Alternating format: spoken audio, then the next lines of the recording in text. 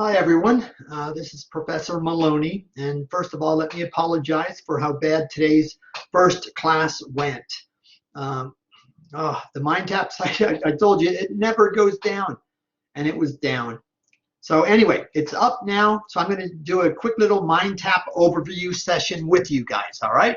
So let me take myself off the screen, and I shall share my computer screen here. All right. So share here, go to content, get out of there. All right, so where we were today, let me make sure that's on and we're being recorded. It is. All right, so where I wanted to go today, remember, was student start here to show you MindTap. So I'm going to click student. Now let me do your preview first. Okay, so student start here. And when you click it, all right, this is what happens. You come into Cengage and you come into, come on. Well, it was up 5 minutes ago. Okay, it's up. Nope, something wrong again. Oh, God almighty. Let's see.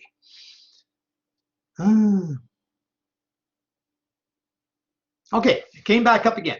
All right, so don't worry about the reference number. That's just, again, cache. I've been trying this all afternoon, so it's just playing around from class to class. You will come to a screen more or less like this when you click Student Start Here and Register. Okay, when you get here, you have two choices. You click either enter it now, and that's if you have an access code. That means you've already purchased your access code. You click here and enter it. Okay. Otherwise, you click continue. If you click continue, you're prompted to either buy the book or to set up a trial access. As long as you've never used MindTap in a previous class, you can get a free trial. It'll be a 7-day trial, I believe, okay? And then you just buy your access code within 7 days. So try to get it done within 5 or 6 days so there's no issue. And then you'll at some point be prompted. You'll probably be prompted every day to enter your access code, meaning they're monitoring your account. So make sure you buy the book or buy the access code and then enter it, okay? But so this is the screen you'll get more or less. Difference is it'll say 12:30 p.m. and it'll say reference number 6861, okay? So that's that. Now here's what happens when I go into the same link, okay? And now I'll get out of your preview and do my student start here, okay? And once you're registered, this is what'll happen when you click it, okay? So once you're registered on the site, instead of you getting that dialog box, you'll come straight over to the class. And you see the 6861? That's our class reference number right here, okay? So you're coming to that. This is where you will come. Now, what I want to do is give you a quick little overview of what's going on in this class. So what you have to do basically in the class. All right? So first of all, you can click the welcome to your course, but there's nothing in it other than, you know, things you can just look at to get a little intro. So I'm not going to read it for you, but it's there, okay? So there's nothing in there for grades. Getting started with MindTap, a little brief video. Again, there's nothing in here for grades, but it never hurts to understand what's happening with MindTap, even though I'm going to do videos for you on many things, okay? So that's that. Download your data files. You will not have to download any data files in this class. If there's ever any needed, I will give them to you, all right? Pre-course assessment, though, I want you to do. This just is a test of your knowledge of C++ before taking anything in the class. And 2 people out of the 8. So far 8 people have registered, and 2 of them took the pre-course assessment. Their average score 32%. Don't worry about that. It's not graded. It's just to show their knowledge, whoever's taken it so far, of C++ questions that are on the assessment at this point. At the end of the course, I'm going to have this link here available in week 15. So that'll be like December 2nd through December 9th, somewhere around there. Okay, the first or so week in December. And by then, you'll know a lot of C++, and then your percentage score will be much better. We meaning faculty and the Miami-Dade College Programming Committee, use these results to see what we did well, what we did not do well, okay? All right, so you don't have to worry about these things. In the news, you don't have to worry about it, but again, you can click it. just stay, Tech Hive, stay current with programming information. Info World News, stay current with latest programming and technology news. So it never hurts to check it out, but there's nothing there for grades. Now here, you have things for grades. Units 1, 2, 3, 4, 5, 6, 7, and 8. When they use the term unit, I usually use the term chapter. So they're interchangeable. Sometimes I'll say unit, sometimes I'll say chapter. Unit 1, you have one graded activity, and that is the Unit 1 quiz. It's already available, okay? And it's due on September the 8th of this year. So in other words, you have from today, which is August 24th, you have 2 full weeks to still do it, 2 weeks in a day, and it's due at 11:59 p.m. on the 8th, which is Wednesday, September the 8th, okay? You can do it, by the way, 2 times, and only the high score counts. All right, so you have to do that. Of course, you have to do your bio post, but that's Blackboard. Remember, this is a MindTap overview. So here's Unit 2. Unit 2 has Unit 2 read. All right, so if you click that link, there's Unit 2 preview, review the learning objectives. So click it and learn what it's all about. You're going to be able to go from page to page if there's more than one page. Otherwise, it's just one page. There'll be, if there was a greater than sign over here, that means it's more reading, and you just click it to go to the next page.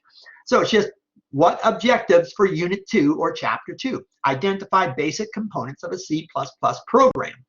Classify simple data types. Use arithmetic operators. Create assignment and input statements. Differentiate between operators. So, you can read those things. That's what Chapter 2 or Chapter 1 or Unit 1 is all about. All right. Then you can click to visualize. Remember, I told you they have videos in every visualize for every chapter. So Unit 1 means Chapter 1 visualize. It's just watch a brief video to show a programming example. Right? I'll click it, but I won't stay on it. All right. I want to see how many minutes it is for you, though. So it's 2 minutes. Right, 2.5 minutes. An example for designing. All right. What is computer programming? Another short video. Let's see how long it is. What is 1 minute? Program? Okay. So that's all you have to do basically from Unit 1. And then Unit 1 study. Well, let's see, review. So review the main concepts with PowerPoints. Well, you can download the PowerPoints in Blackboard. Okay, I have let's go to your view again. PowerPoint files you see right here. Okay, and in your view there's less things, but you'll have the PowerPoint files there. But you can also go ahead and click it there. So I'm not going to do that, all right, but you can see it. And Unit 1 reinforce, review key terms with flashcards. So if you click this one, you can go through these flashcards. So next card, previous card, shuffle the deck, create a card, and if you click the title off it then flips the page and tells you, oh, storage device, a device that stores information permanently. All right, so you can flip the card, hide the card, whatever. It's just information to help you get ready for the quiz. Okay, so that's that. The quiz, like I said, you can take a couple times. Now, the Unit 2 starts programming. So now Unit 2 preview, again, you can read the learning objectives. Unit 2 read, Unit 2 visualize. Now this one's an actual program. So let's see how long this one is. They're always short. So almost 5 minutes. So please make sure you watch that. Okay.